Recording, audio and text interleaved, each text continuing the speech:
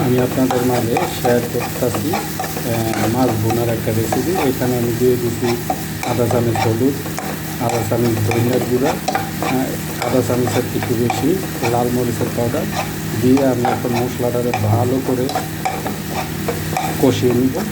নেওয়ার পরে গরম পানি সবসময় চেষ্টা করবেন গরম পানি দেওয়ার জন্য। এই যে আমি গরম পানি করেছি, তাহলে তরকারির স্বাদটা অনেক ভালো হয়। এখানে আমি গরম পানি দিয়ে দিচ্ছি তরকারিতে। এখন তরকারিটাকে ভালো করে কষিয়ে নেব যতক্ষণ না পর্যন্ত তেলটা উপরে না চলে আসে। তারপরে আমি এখানে মাছগুলি দিয়ে দেবো।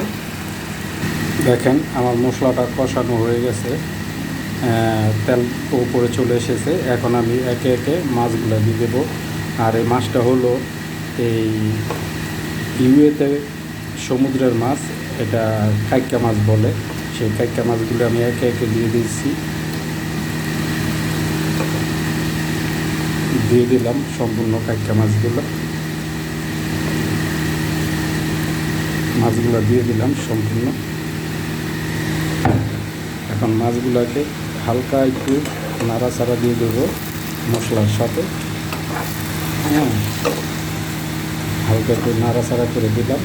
দেখেন হালকা একটু নাড়াচাড়া করে দিলাম মাছগুলো নাড়াচাড়া করে। এখন আমি হালকা একটু পানি দিয়ে দিলাম পরিমাণ মতন পানি দিয়ে দিলাম। পানি দেওয়ার পরে মাছটাকে একটু ভালো করে নেড়ে ছেড়ে দিবেন। নাড়াচাড়ার পরে আমি এখন ঢাকনা দিয়ে বসিয়ে রাখবো 10 মিনিটের জন্য।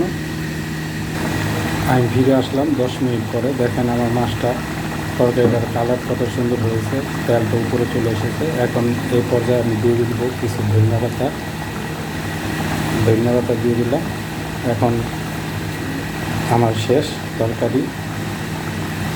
আর সকল প্রবাসী ভাই বোন ও বাংলাদেশের সকল ভাইয়েরা বোনেরা, যদি আমার রেসিপিটা ভালো লাগে তাহলে অবশ্যই লাইক কমেন্ট শেয়ার করে দেবেন।